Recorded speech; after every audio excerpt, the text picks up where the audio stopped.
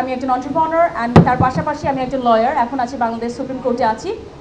In fact আমার dress দেখে হয়তো বুঝতে পারছেন অনেকে সরাসরি কোর্ট থেকে এসেছে, খুব একটা সাজগোজের টাইম পাইনি। বড় ব্যক্তিত্বদের কাজের পরিধি বিশাল, নিজ হাতে সামলানো মুশকিল হয়ে পড়ে। প্রয়োজন হয় ব্যক্তিগত সহকারীর। দেশের সবিজঙ্গনও এর বাইরে নয়। প্রায় কম বেশি সব তারকাদেরই দু একজন করে সহকারী প্রয়োজন পড়ে। আন্তর্জাতিক মানের মডেল ও আইনজীবী পিয়া জান্নাতুলও প্রয়োজন বোধ করেছিলেন ব্যক্তিগত সহকারীর। বিজ্ঞাপন দিয়েছিলেন সামাজিক যোগাযোগ মাধ্যমে, যা হয়েছে বিড়ম্বনার কারণ। কেননা 15 মিনিটে 100 আবেদন জমা পড়েছে। তাছাড়া গত 3 দিনে জমা পড়েছে হাজার হাজার।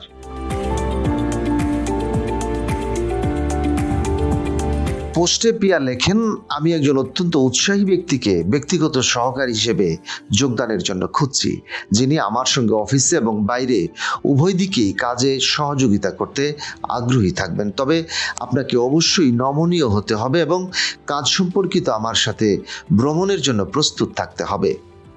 সেখানে নিজের ইমেল অ্যাড্রেসটিও যোগ করে দেন পিয়া, আর সেখানে আবেদন করতে থাকেন আগ্রহীরা।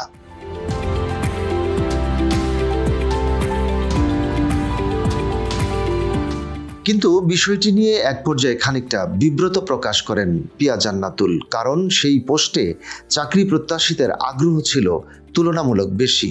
পিয়ার দাবি, অনেকে বেশি উৎসাহ প্রকাশ করেছেন, যা অপ্রয়োজনীয়। তাদের উদ্দেশ্যে বিনীত অনুরোধও রাখেন পিয়া মন্তব্য করে লেখেন, অনুগ্রহ করে আপনারা কাজের বিবরণটি বুঝুন। আপনি যদি ঢাকা বা দেশের বাইরে থাকেন তাহলে আবেদন পাঠাবেন না। 15 মিনিটে 100 আবেদন পেয়েছি, দয়া করে আপনার ও আমার উভয়েরই সময় নষ্ট করবেন না।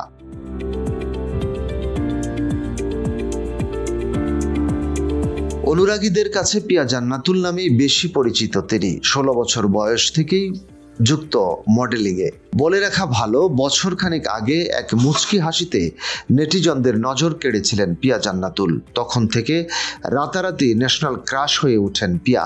মূলত ভাইরাল সেই ভিডিওতে মুখ ঢেকে খানিকটা লাজুক অবস্থায় পিয়াকে হাসতে দেখা যায়।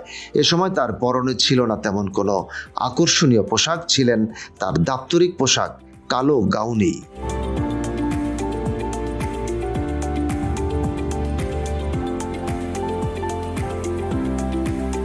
ভিডিওটি ভাইরালের সময়ও অনেকে জানতেনও না মুচকি হাসিতে হৃদয় কাবু করে দেওয়া এই নারী একজন আন্তর্জাতিক মানের মডেল। প্রসঙ্গত 2007 সালে মিস বাংলাদেশ প্রতিযোগিতায় বিজয়ী হয়ে মডেলিংয়ে যাত্রা শুরু করেন পিয়া। এরপর 2011 সালে দক্ষিণ কোরিয়ায় ওয়ার্ল্ড মিস ইউনিভার্সিটি শিরোপা এবং মিশরে ওয়ার্ল্ড টপ মডেল প্রতিযোগিতায় শীর্ষ মডেল হওয়ার সাফল্য অর্জন করেন তিনি। তারপর 2012 সালে চোরাবালি চলচ্চিত্রে সুজানা চরিত্রে অভিনয় করে হন বহুল প্রশংসিত।